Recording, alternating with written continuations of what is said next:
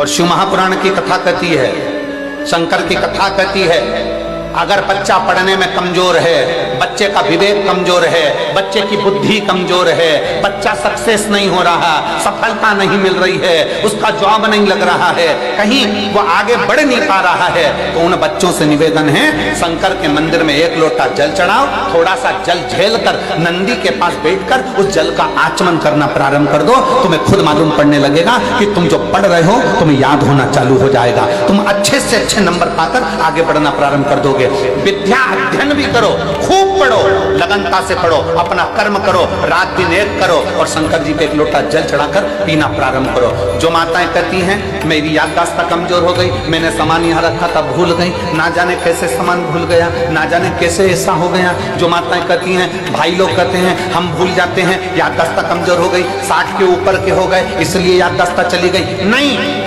अगर आपकी याददाश्त जा रही है तो आप शंकर जी को एक लोटा जल चढ़ाना प्रारंभ करो, अपने घर से जल भरो, शिव के मंदिर में जाकर चढ़ाओ, उस जल को झेलो, नंदी के पास बैठकर आचमन कर लो, उसको पी लो। आपको खुद मालूम पड़ेगा 20-22 दिन में, 1 महीने में आपको अंतर दिख जाएगा कि मेरी याददाश्त पहले जैसी थी मजबूत, वैसी की वैसी और हो गई, अब मैं भूल नहीं रही, अब मैं भूल नहीं रहा। मात्र एकादशी का व्रत कर लेने पर, मात्र एकादशी का व्रत कर लेने पर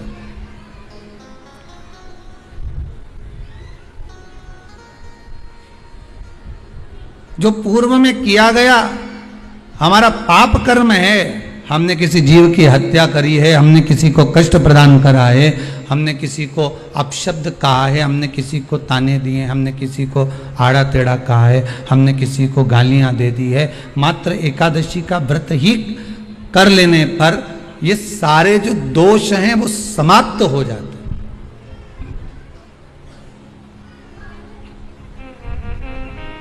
सारे दोष हमारे समाप्ति पर आ जाते हैं।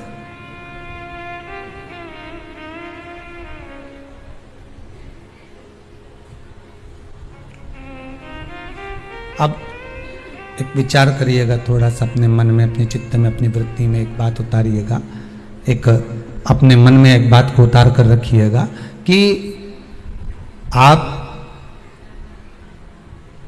अपने पाप को, अपने पाप कर्म को जिस दिन क्षीण करने वाले हो, समाप्त करने वाले हो, अपने पाप को आप जिस दिन समाप्ति पर लेकर जा रहे हो, तो उसके एक दिन पहले आपको प्रसन्नता होना चाहिए कि नहीं होना चाहिए कि कल मेरा पाप कटने वाला है, कल मेरा पाप समाप्त होने वाला है,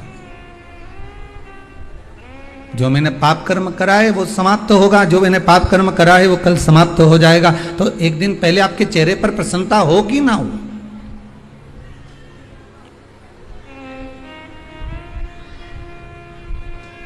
और चेहरे पर वो प्रसन्नता आपके आना चाहिए कि कल मेरा एकादशी का व्रत है, आज दशमी है, कल एकादशी का व्रत है, तो कल मेरी जब एकादशी का व्रत रहेगा तो मेरा ना जाने कितना कितना पाप, कितना असत्य, कितना झूठ, कितना प्रपंच वो समाप्त हो जाएगा। इसमें मुझे प्रसन्नता हो, इसमें मुझे आनंदता हो।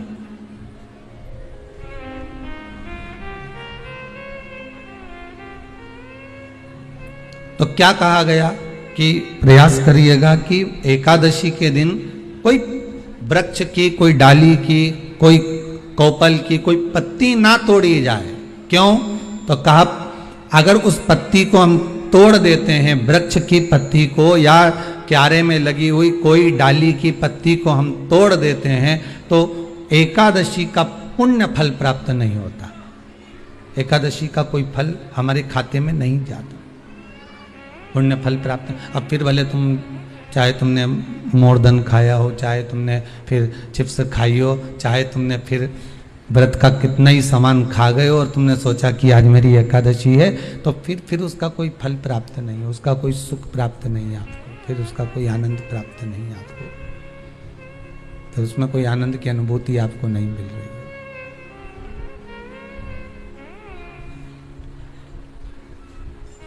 फिर उसमें कोई फल की प्राप्ति आपको नहीं हो रही। आस्था चैनल के माध्यम से जितने भी एकादशी करने वाले हैं और चतुर्थी का व्रत करने वाले हैं, बहुत ध्यान से आज की कथा सुनना कि एकादशी का आपके बच्चे पूछेंगे, मम्मी हम भगवान विष्णु का दर्शन करते हैं, हम राम जी का दर्शन करते हैं, हम कृष्ण भगवान का दर्शन करते हैं, हम भवानी माता का दर्शन करते हैं, हम शंकर जी का दर्शन करते हैं, हम सारे देवी देवताओं का दर्शन करते हैं, पर ये एकादशी माता तो कभी नजर ही नहीं आती। पूछेंगे कि नहीं पूछेंगे कि तुम जिस एकादशी का व्रत करते हो इनका जन्म कहां से हुआ, कहां जन्मी थी? एकादशी की जन्मस्थली कहां है? भाई भगवान कृष्ण की जन्मस्थली तो मथुरा है, श्री राम जी महाराज की जन्मस्थली बोल दो जम के अयोध्या है।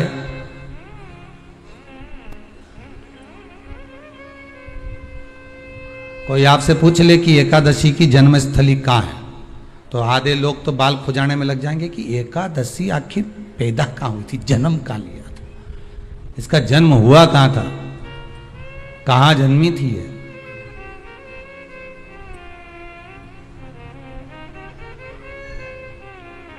इसका जन्म स्थल है कहां? और अगर मान लो जन्म स्थल एकादशी का है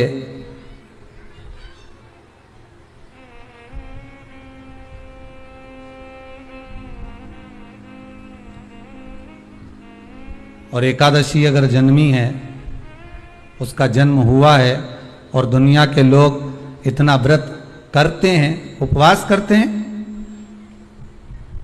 तो फिर इसका जन्म स्थल कहां होगा? तो कहा इसका जो जन्म स्थल है वो बद्रीनाथ। कहां पर है? बद्रीनाथ। और उस बद्री विशाल में भी एक गुफा जिसका नाम है हेमवती। क्या नाम है? हेमवती। उस गुफा में एकादशी का जन्म स्थल है। बद्री विशाल में हेमवती गुफा जो 12 योजन अंदर प्रवेश करने जितनी है, 12 योजन की गुफा के अंदर, हेमवती के अंदर एकादशी का प्रागट्य हुआ था, एकादशी का जन्म हुआ था।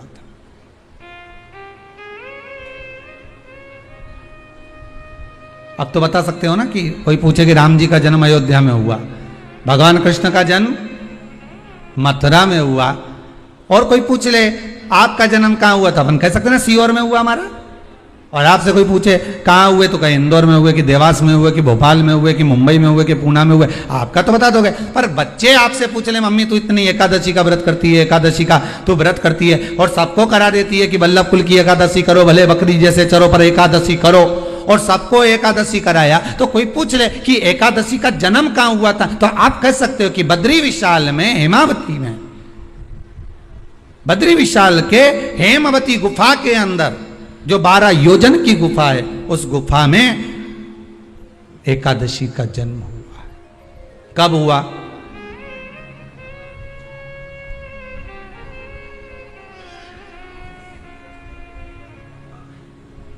जन्म होने का कारण, राम जी के जन्म होने का कारण था रावण का संहार। भगवान कृष्ण के जन्म होने का कारण था कंस का संहार। नरसिंह भगवान के जन्म होने का कारण, प्रकट होने का कारण था हिरण्यकशिपु का संहार। वराह भगवान के प्रकट होने का कारण था कि पृथ्वी को जल पर लाकर ठहराना, हिरण्याक्ष का संहार।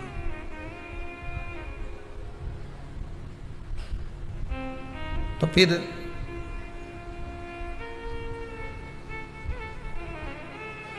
इसके जन्म का कारण क्या है? तो कहा इसके जन्म का केवल एक कारण है। सतयुग में, अब एक और बात का बहुत ध्यान दीजिएगा महाराज, सतयुग एक बार नहीं हुआ कि तुम सोचो कि सतयुग के बाद में द्वापर, त्रेता आ गया, त्रेता के बाद द्वापर आ गया, द्वापर के बाद कलयुग आ। एक सतयुग नहीं है, एक त्रेता नहीं है, एक द्वापर नहीं है, ना जाने कितने कितने सतयुग निकल गए, ना जाने कितने कितने द्वापर, त्रेता, कलयुग, ना जाने कितने निकल गए।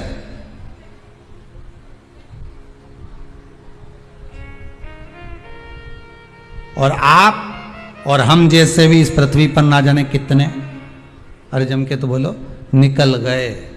पृथ्वी वहीं की वहीं है, जिस मकान में रहते हो वो मकान भी वहीं की वहीं है, बस कभी कभी एकदम प्लाट हो जाता है, फिर उस पर वापस बन जाता है, फिर क्लीन, फिर बन गया, फिर क्लीन, फिर बन गया। ना जाने कितने कितने कितने कितने जन्म हम ले चुके हैं और हमारे भी आगे का जन्म कितने जन्म होते रहेंगे। जमीन वहीं की वहीं रह जाएगी और अपन चले जाए, बस वो जगह वहीं रह गई। जो पहले परदादाजी की थी दादाजी को मिल गई, दादाजी की थी पिताजी को मिल गई, पिताजी की थी उनके बेटे को मिल गई, उनके बेटे से उनको बेटों को मिल गई। मिलते मिलते मिलते मिलते कब वो जमीन भी बिक गई समय की अवस्था में, फिर दूसरे की हो गई और हम सोच कर रह गए कि ये हमारा है, हम इसके लिए लड़ाई करें, झगड़ा करें। हम केवल इस जमीन के लिए, जरा सी प्रॉपर्टी के लिए अदालत में खड़े, अपना समय बर्बाद कर दिए और जो पाना था वो छोड़ दिया।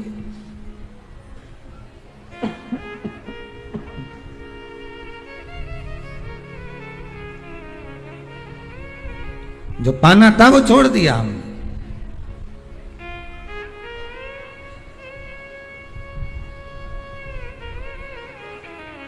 असली रजिस्ट्री तो ये शिव महापुराण की कथा है, जिसमें बैठकर आप 3 घंटा भगवान की भक्ति को जो धारण कर रहे हो, 3 घंटा जो भगवान की कथा को आप श्रवण कर रहे हो, 3 घंटा जो भगवान की भक्ति में आप डूबे हुए हो, 3 घंटा जो भगवत स्मरण में आप लगे हुए हो, बस यही असली रजिस्ट्री है, यही वहां काम आने वाली है। इसके सिवाय कुछ काम नहीं आएगा। धन दौलत माल खजाना सब पड़ा की पड़ा रह जाना, सब धरा की धरा।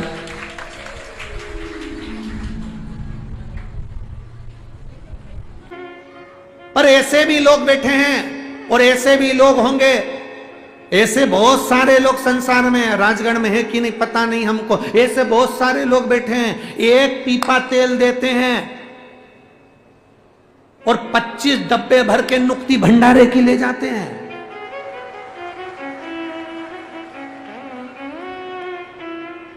ऐसे भी लोग हैं, राजगढ़ में भले नहीं होंगे। पीछे से आवाज आ रही है, पीछे से आवाज आ रही है, हम नहीं कह रहे। एक डब्बा तेल का देते हैं और अकड़ ऐसी दिखाते हैं, मैंने तेल दिया था, मेरे घर अन्नकूट का प्रसाद क्यों नहीं आया, मैंने तेल दिया था तो माताजी का भंडारा हुआ तो मेरे घर प्रसाद क्यों नहीं आया। जब तेल मैंने दिया, डब्बा मैंने दिया, आटा मैंने दिया, सब्जी मैंने दी, 2 किलो आलू देकर 500 किलो का माल लेकर घर चले जाते हैं लोग। इसमें के होते हैं। शिव पुराण कहती है, कितना सुंदर संवाद शिव पुराण ने कहा। शिव पुराण कहती है सबसे ज्यादा नरक में, या शास्त्र कह रहा है सबसे ज्यादा नरक में कौन पड़ता है, तो कहा जो प्रसाद बांटता है वो नरक में पड़ता है। सबसे ज्यादा नरक में कौन पड़ता है, तो कहा प्रसाद बांटने वाला पड़ता है। प्रसाद बांटने वाला नरक में क्यों पड़ता है, क्योंकि उसका एक कारण है, प्रसाद धर्म की जगह पर बंटता है, प्रसाद सत्य की जगह पर बंटता है, प्रसाद कथा में बंटता है, प्रसाद मंदिर में बंटता है, प्रसाद सत्संग में बंटता है। तो सत्संग में अगर प्रसाद बंट रहा है, धर्म की जगह पर तुम खड़े हुए हो, प्रसाद बांटने खड़े हुए हो, तुमने हाथ में तसला रख रखा, प्रसाद दे रहे हो, तो व्यक्ति नरक क्यों चले जाता है, उसका कारण है प्रसाद बांटने वाला जब बांटने खड़ा होता है, अपना वाला आया तो हाथ ऐसा हो जाता है और पराया आया तो हाथ ऐसा हो जाता है। जो भगवान के दरवाजे पर खड़े होकर छल करता है वो सीधे, बोलो जम के बोलो जरा, नरक चले जाता है। इसलिए मेरी राजगढ़ की जिज्जियों और मेरे यहां पर बैठे जितने भी जी जाओ, सबसे निवेदन है, प्रसाद बांटने जब खड़े होना, तुम्हारी धर्म पत्नी भी आ जाए और तुम्हें कितनी भी आंख दिखाए, कितनी भी दिखाए,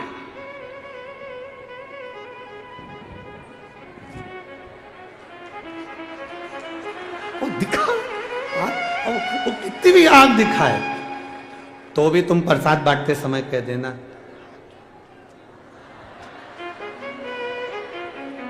फिर बोध कहेगी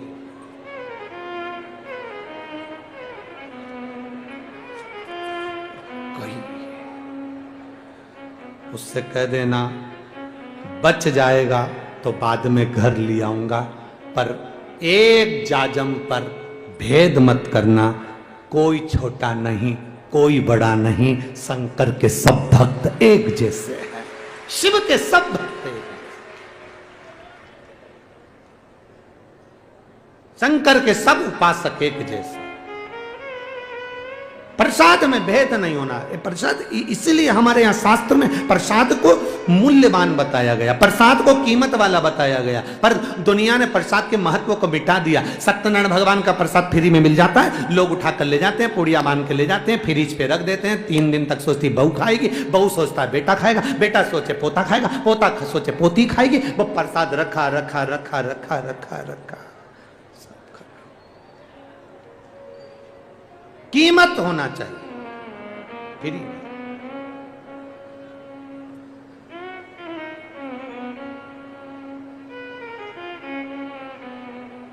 और देखिए मेरे बाबा ने, मेरे भोलेनाथ ने जितने संसार में लोगों को पैदा करा, ये सब फ्री नहीं, ये सब कीमत वाले हैं, और इनकी कीमत ये जान जाएंगे जिस दिन आनंद कर जाएंगे महाराज। ये सब कीमत वाले, संसार में जन्म लेने वाला ब्राह्मण हो, क्षत्रिय हो, वैश्य हो, शूद्र हो, चारों वर्ण को एक जगह बैठना चाहिए, एक जाजम पर बैठना चाहिए, एक स्थान पर बैठना चाहिए, कोई छोटा नहीं कोई बड़ा नहीं, सबकी समता होना चाहिए, सबकी समता।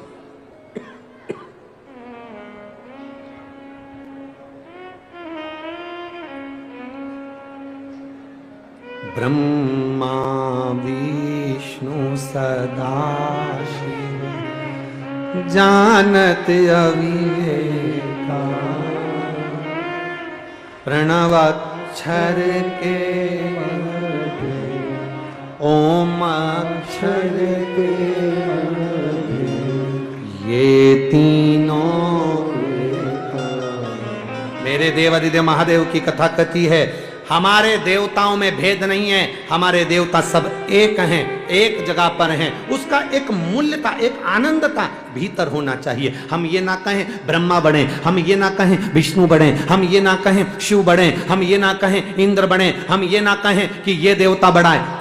जिसको तुम भजते हो तुम्हारी दृष्टि में वो बड़ा है, ये तुम्हारे भीतर का भेद है। यहाँ तो शंकर की कथा कथी है, इसलिए भगवान नारायण की आरती सुनेंगे तो नारायण का गुणगान मिलेगा, राम जी की आरती सुनेंगे राम जी का गुणगान मिलेगा, कृष्ण की आरती सुनेंगे कृष्ण का गुणगान मिलेगा। केवल एक शंकर भगवान की केवल एक आरती ऐसी है जिसमें तीनों देवताओं का गुणगान मिलता है, तीनों देवता।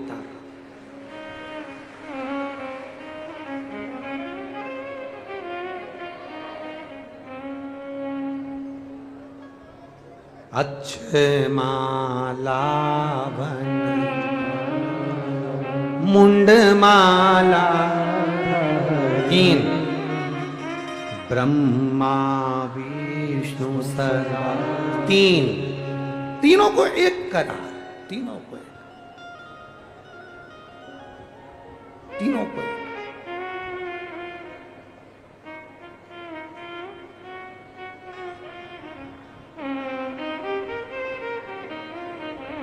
महाराज मेरे देव में कोई भेद नहीं। मालनी पुष्प बेच रही है, कहती है शिवालय को जा रहा है, कोई ने बोल से कह दिया मैं शंकर के मंदिर जा रहा हूं, फूल फ्री, निशुल्क, निशुल्क। क्यों?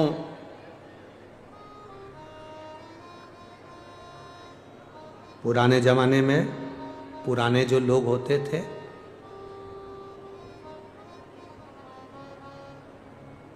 पुराने जमाने के जो लोग होते थे वो कुआं खुदवाते थे, बावड़ी बनवाते थे। पुराने जमाने के जितने लोग होते थे वो कुआं बावड़ी बनवाते थे। उसका कारण ऐसा था कि जितने लोग भी कुआं बावड़ी के पास जल पीने आएंगे, उस कुएं का पानी जब पिएंगे तो उसका पुण्य मेरे खाते में आएगा और मेरा जीवन संवर जाएगा। उसका पुण्य। अपने नगर में, अपने गांव में, अपने खेड़े में, अपने क्षेत्र में, अपने गांव के अंदर, अपने क्षेत्र के अंतर्गत, अपने नगर में, कहीं पर भी, नगर हो, बावड़ी हो, क्षेत्र हो, गांव हो, प्रत्येक जगह पर अगर तुम्हारे गांव में कहीं शंकर का शिवालय बन रहा हो, कोई शंकर का मंदिर का निर्माण हो रहा हो, कोई अच्छा कार्य हो रहा हो, उसमें तुम्हें उपत कर कहना चाहिए, थोड़ा सहयोग हमारा भी लेना चाहिए, जिससे हमको लगे कि ये मंदिर बाबा ने हमारे हाथ से बनवा दिया, ये देवालय, ये शिवालय हमारे हाथ से बनवा दिए। ये पुण्यता है हमारी, ये आनंद।